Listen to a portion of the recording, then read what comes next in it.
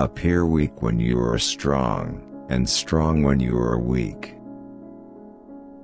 The supreme art of war is to subdue the enemy without fighting.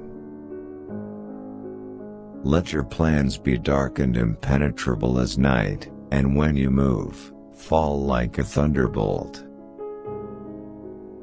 Supreme excellence consists of breaking the enemy's resistance without fighting. In the midst of chaos, there is also opportunity. Victorious warriors win first and then go to war, while defeated warriors go to war first and then seek to win. The greatest victory is that which requires no battle. To know your enemy, you must become your enemy.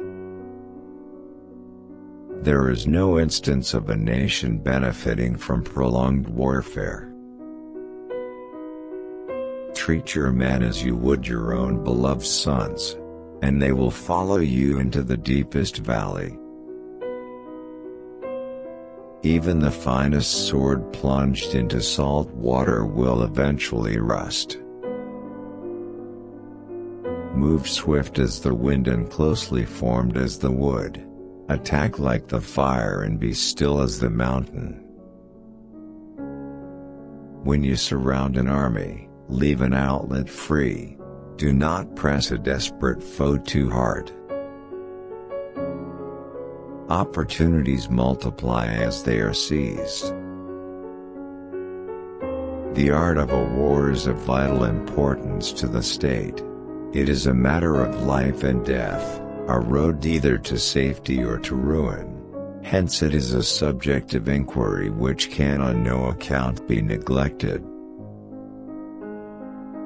When the enemy is relaxed, make them toil.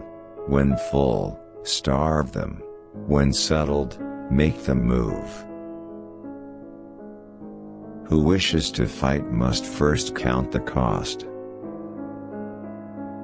If you wait by the river long enough, the bodies of your enemies will float by. Know yourself and you will win all battles. To win 100 victories in 100 battles is not the acme of skill. To subdue the enemy without fighting is the acme of skill. So in war, the way is to avoid what is strong, and strike at what is weak. Be extremely subtle even to the point of formlessness. Be extremely mysterious even to the point of soundlessness. Thereby you can be the director of the opponent's fate. Build your opponent a golden bridge to retreat across. When strong, avoid them. If of high morale, depress them. Seem humble to fill them with conceit. If at ease, exhaust them. If united, separate them. Attack their weaknesses. Emerge to their surprise. The wise warrior avoids the battle. The whole secret lies in confusing the enemy, so that he cannot fathom our real intent. What the ancients called a clever fighter is one who not only wins, but excels in winning with ease. Rouse him, and learn the principle of his activity or inactivity. Force him to reveal himself, so as to find out his vulnerable spots. One may know how to conquer without being able to do it. One mark of a great soldier is that he fight on his own terms or fights not at all. If you know the enemy and know yourself, your victory will not stand in doubt. If you know heaven and know earth, you may make your victory complete. You have to believe in yourself. If the mind is willing, the flesh could go on and on without many things. He who is prudent and lies in wait for an enemy who is not, will be victorious. If your opponent is of choleric temper, seek to irritate him. Pretend to be weak, that he may grow arrogant. Attack is the secret of defense. Defense is the planning of an attack. Thus the expert in battle moves the enemy, and is not moved by him. Anger may in time change to gladness, vexation may be succeeded by content. But a kingdom that has once been destroyed can never come again into being, nor can the dead ever be brought back to life. There are roads which must not be followed, armies which must not be attacked, towns which must not be besieged, positions which must not be contested, commands of the sovereign which must not be obeyed. When one treats people with benevolence, justice, and righteousness, and reposes confidence in them, the army will be united in mind and all will be happy to serve their leaders. Great results can be achieved with small forces. Attack him where he is unprepared, appear where you are not expected. Pretend inferiority and encourage his arrogance. Convince your enemy that he will gain very little by attacking you, this will diminish his enthusiasm. Ponder and deliberate before you make a move. If quick, I survive. If not quick, I am lost. This is death. Knowing the enemy enables you to take the offensive, knowing yourself enables you to stand on the defensive. Ultimate excellence lies not in winning every battle, but in defeating the enemy without ever fighting. He will win who knows when to fight and when not to fight. To secure ourselves against defeat lies in our own hands, but the opportunity of defeating the enemy is provided by the enemy himself. Bravery without forethought causes a man to fight blindly and desperately like a madbull. Such an opponent must not be encountered with brute force, but may be lured into an ambush and slain.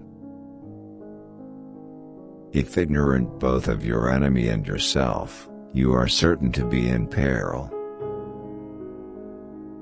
Mystify, mislead, and surprise the enemy. The general who advances without coveting fame and retreats without fearing disgrace, whose only thought is to protect his country and do good service for his sovereign, is the jewel of the kingdom.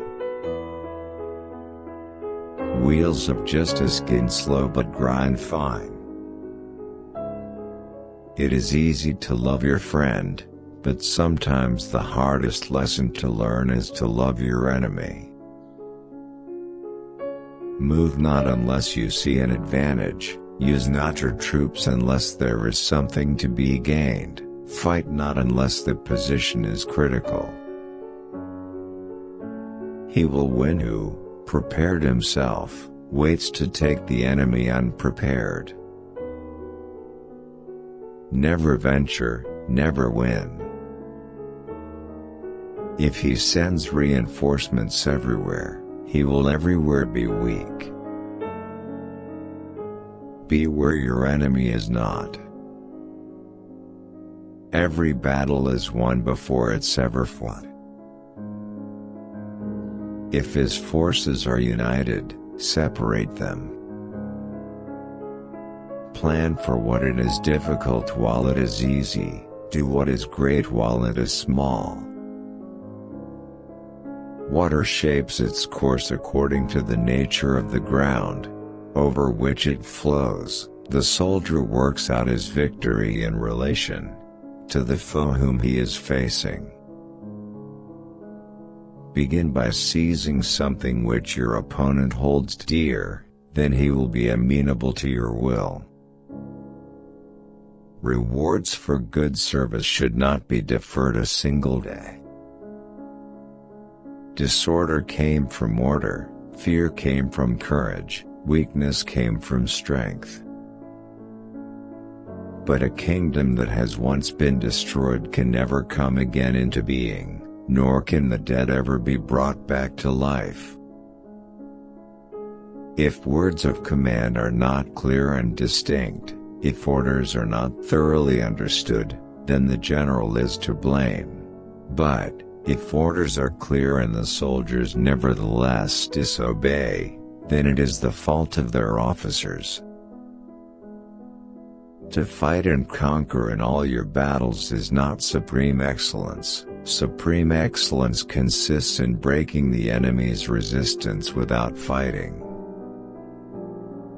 Know your enemy and know yourself, and you can fight 100 battles without disaster. The opportunity of defeating the enemy is provided by the enemy himself. It is only the enlightened ruler and the wise general who will use the highest intelligence of the army for the purposes of spying, and thereby they achieve great results. Who does not know the evils of war cannot appreciate its benefits. Therefore, just as water retains no constant shape, so in warfare there are no constant conditions. Conform to the enemy's tactics until a favorable opportunity offers, then come forth and engage in a battle that shall prove decisive. When your army has crossed the border, you should burn your boats and bridges, in order to make it clear to everybody that you have no hankering after home. If you know yourself but not the enemy, for every victory gained you will also suffer a defeat. In battle, there are not more than two methods of attack, the direct and the indirect, yet these two in combination give rise to an endless series of maneuvers.